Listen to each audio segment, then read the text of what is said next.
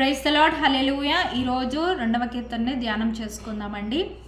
అన్యజనులు ఏల అల్లరేపుచున్నారు, జనములు ఏల వ్యర్థమైన దానివి తలంచుచున్నవి.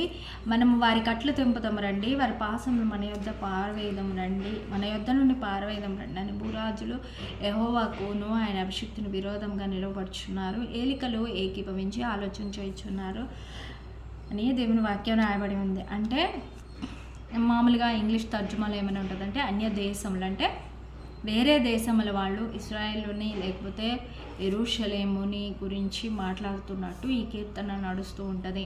యెహోవా అభిషిక్తుడు నిలవబడి ఉన్నాడు, వారికి వ్యతిరేకంగా అనేకులు కుట్రలు పన్నినా దేవుడు ఏమంటున్నాడంటే ఆకాశమందు ఆసీనుడగు వాడు నవ్వుచున్నాడు, ప్రభు వారిని చూచి అపహసించుచున్నాడు, ఆయన ఉగ్రుడై వారితో పలుకును, ప్రచండ కోపము చేత వారిని తల్లడింపు చేయను అని 4-5 కీర్తనలో రాయబడి ఉంటుంది.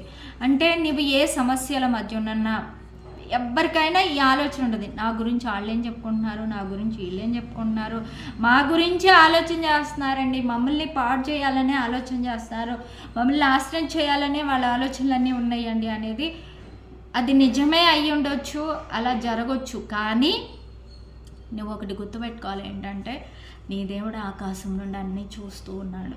నీకు వ్యతిరేకంగా ఏం జరిగినా సరే ఆయన దాని గురించి ఆయన ప్రచండ కోపంతో ఆయన వారిని తల్లడింపజేస్తాడు. నువ్వెందుకు కంగారు పడతావు? మరి నువ్వేం చేయాలి అంటే ఇక్కడ 6వ వచనంలో ఏమని ఉంటుందంటే, నేను నా పరిశుద్ధ పర్వతమైన సియోను మీద నా రాజును ఆసీనునిగా చేసి ఉన్నాను. అంటే నా రాజు నా హృదయంలో నా యేసయ్యను పెట్టుకుంటాను, కట్టడను వివరించేదను.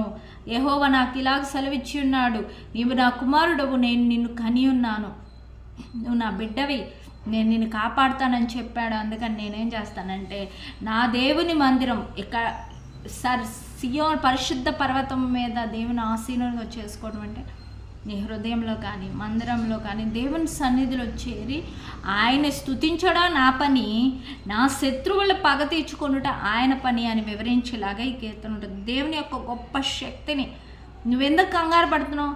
ఆయన జనములు నీకు స్వాస్యముగా ఇస్తాడు. వాళ్ళు అవుచున్నారు, అరే వీళ్ళకేంటి ఎంత లైఫ్, వీళ్ళేంటి ఎంత అని అనుకుంటున్నావేమో. జనములనే నీకు స్వాస్యంగా ఇస్తాడు. భూమిని దిగంతముల వరకు నీకు సొత్తుగా నీ దేవుడు ఇవ్వగల సమర్థుడు. ఈరోజు ఈ వాక్యం వింటున్న మీరు దేవుని వాక్యం మీద ఆధారపడి ఉండండి. వాళ్ళు మాటలు, వీళ్ళ మాటలు, వాళ్ళ కుటిలత్వమైన ఆలోచనలు, వీళ్ళ కుటిలత్వమైన ఆలోచనలు నిన్నేమీ చేయవు. నువ్వు ఎప్పుడైతే నీ దేవుని ఆసీనునిగా చేసుకుని నీ జీవితానికి ఆధారంగా దేవుణ్ణి చేసుకుని ఉంటే నీ పక్షాన ఆయన నిలబడతాడు. వాళ్ళ సంగతి ఏమో కానీ జనములను నీకు